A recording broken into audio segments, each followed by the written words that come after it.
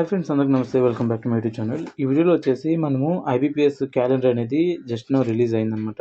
So దానికి సంబంధించి మనకి ఎప్పుడెప్పుడు ఎగ్జామ్ డేట్స్ ఉన్నాయి అనేది మనం ఇప్పుడు ఒకసారి చూద్దాం.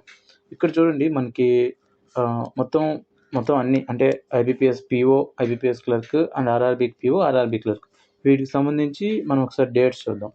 ఓకే, ఇక్కడ మనకి ప్రిలిమినరీ ఎగ్జామ్ వచ్చేసి మనకి ఐబీపీఎస్ పీఓ అనమాట. ఇది పీఓ వచ్చేసి మనకి 22nd, 23rd of August.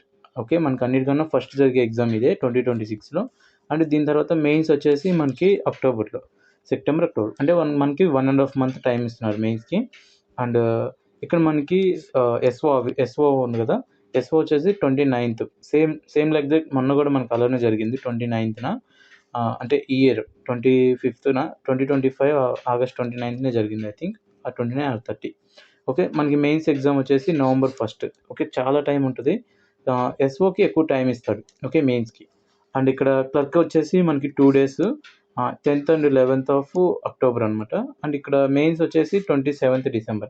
Okay, ఇక్కడ మనకి ఓకే, ఇక్కడ ఒకసారి చూడండి, ఆర్ఆర్బీస్ ఎగ్జామ్స్ చూస్తే మనకి స్కేల్ 1 ఆఫీసర్కి నవంబర్లో పెడుతున్నారు ఫస్ట్ ఎగ్జాము. అంటే ప్రిలిమినరీ ఎగ్జామ్ వచ్చేసి November 21st and 22nd జరుగుతుంది. మెయిన్ ఎగ్జామ్ వచ్చేసి 20th December జరిగింది స్కేల్ 1 ఆఫీసర్. అలానే స్కేల్ 2 ఆఫీసర్కి మనకి 20th December జరుగుతుంది అనమాట 2026లో. ఇక్కడ మనకి ఆఫీస్ అసిస్టెంట్ అంటే క్లర్క్ ఎగ్జామ్ వచ్చేసి మనకి December 6th, December 12 and December 13 of 2026. And mains exam చూడండి, చాలా టైం ఇచ్చారు. ఓకే, 1.5 month మనకి అప్రాక్స్ ఇచ్చారు.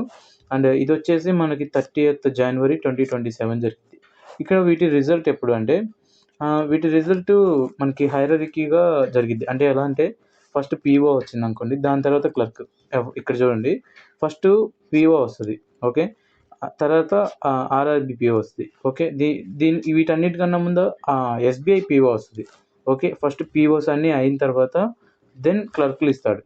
ఓకే, మనకి లాస్ట్ టైం ఏంటంటే అన్నీ ఒకేసారి ఇచ్చాం. అంటే పీఓ ఒకసారి, పీఓ అండ్ క్లర్క్ ఒకేసారి ఇచ్చేవాడు. ఈ సంవత్సరం చూసారు కదా, రీసెంట్గా మనకి నిన్న మొన్న మనకి పీఓ వచ్చింది. సేమ్ అలానే ఈసారి కూడా అలానే జరిగిందంట. ఫస్ట్ వచ్చేసి మనకి పీఓ వస్తుంది, తర్వాత క్లర్క్ వస్తుంది. దాంట్లో జాయిన్ అయితే జాయిన్ అయినట్టు, లేకపోతే ఇక ఆ జాబ్ వదిలేసుకోవటమే. ఓకే, అట్లా అనమాట.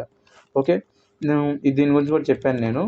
అండ్ సో ఒకవేళ మనము ఈ ఆర్ఆర్బీస్ ఎగ్జామ్ ప్రజెంట్ క్లర్క్ ఒకటి ఉంది. ఆ క్లర్క్ అయిపోయిన తర్వాత మనకి హోప్స్ ఏం లేకపోతే స్టార్ట్ చేయొచ్చు. హోప్స్ ఉన్నా లేకపోయినా మనం స్టార్ట్ చేయాలి.